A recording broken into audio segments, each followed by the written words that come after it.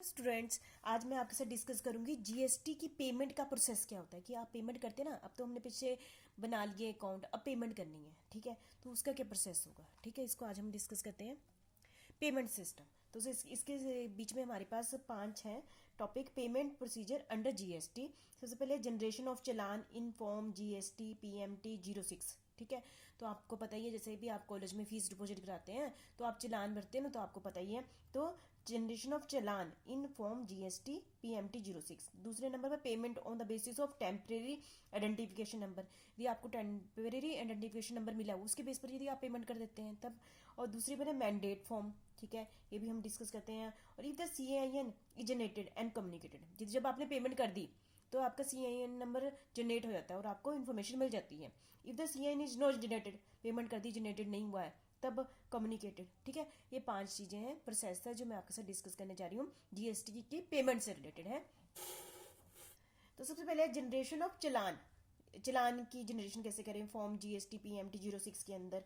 तो इसमें क्या है, जो टैक्स पेयर है ना, वो क्या करता है, generate challan in form GST PMT 06 के थ्रू करता है, ठीक है। वो पहले चलान रफली बनाता है, पार्शली बनाता है, टेम्परेरी बनाता है, उसको सेव कर लेता है और चलान बार बार वो उसको एडिट करता रहता है, मतलब चेंजेस करता रहता है। एक बार फाइनल हो जाए ना, आपने एक बार फाइनल वाला क्लिक कर दिया, फिर आप चेंज नहीं कर सकते इसको, ठीक है। After finalise the challan by taxpayer, उसने अपने अब टैक्स पेयर ने देख लिया कि हाँ इतना ही चलान बनता है, फाइनल हो गया, इट विल बी जनरेटेड, फिर वो जनरेट करने का बटन दबा देता है। द और प्रिंट फॉर्म में आ जाता है उसके पास, ठीक है। इसको क्या फॉर्म में था, चलान जनरेटेड ऑनलाइन, ठीक है। और इसको हम कहते हैं, उसके पास क्या आता है, कॉमन पोर्टल आइडेंटिफिकेशन नंबर आ जाता है। कौन सा आ जाता है, कॉमन पोर्टल आइडेंटिफिकेशन नंबर आ जाता है। और वैलिड कितने टाइम के लिए होता है, 15 दिन के लिए होता है, ठीक है। फिर से सुन लीजिए, fill in the challan for partially और टेम्परेरी, है ना, टेम्परेरी बनाता है चलान और सेव कर लेता है taxpayer. The challan for completion at a later stage, बाद में करेगा।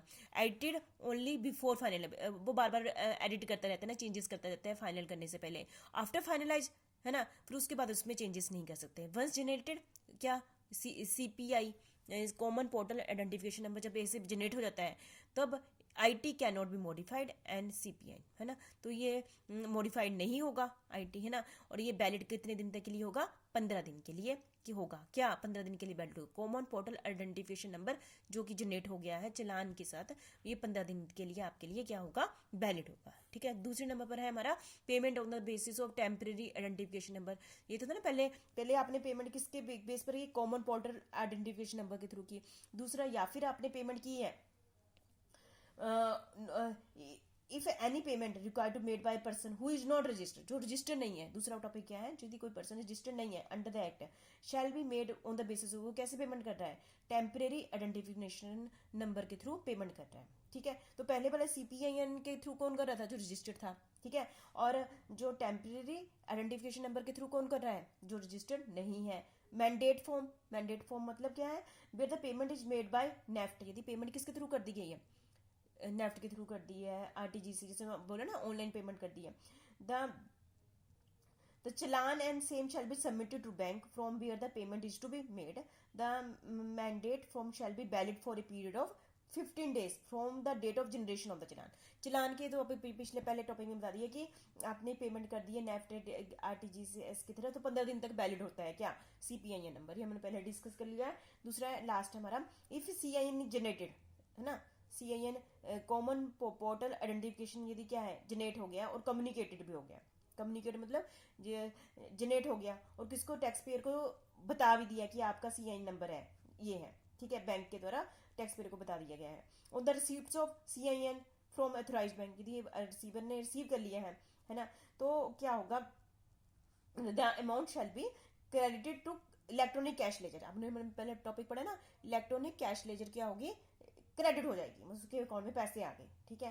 तो CIN किसे कहते हैं, चलान आइडेंटिफिकेशन नंबर। चलान आइडेंटिफिकेशन नंबर एक क्रिएट हो गया नंबर, जैसे आपने पैसे डिपॉजिट करा दिए, ठीक है, तो आपका एक नंबर जनरेट हो जाता है जिसको हम क्या कहते हैं, चलान आइडेंटिफिकेशन नंबर। ये 17 डिजिट का होता है, ठीक है, जिसमें 14 डिजिट किसके होते हैं, CPIN, जो मैंने पहला टॉपिक में किया था, उसमें जो CPIN जब जनरेट होता है तो उसके 14 डिजिट होते हैं, वो नंबर और 3 डिजिट लास्ट में ऐड हो जाते हैं बैंक के, ठीक है, जिसने आपको क्या दिया है, CIN नंबर दिया है, ठीक है। तो पेमेंट कर दी आपने, CIN is communicated by authorised bank to taxpayer as well as to GSTN। ठीक है, तो ये पहला टॉपिक हो गया।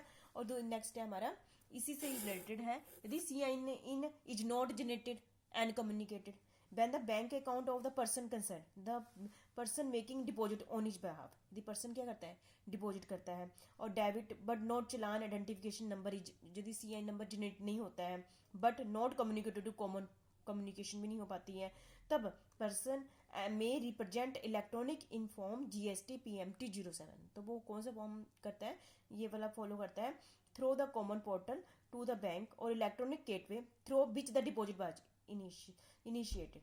ठीक है, तो ये था हमारा टॉपिक। क्या टॉपिक था ये हमारा GST पेमेंट प्रोसेस। तो आपने इसको अच्छे ढंग से कर लेना, ये लास्ट टॉपिक है हमारे इस बुक का। Thank you very much.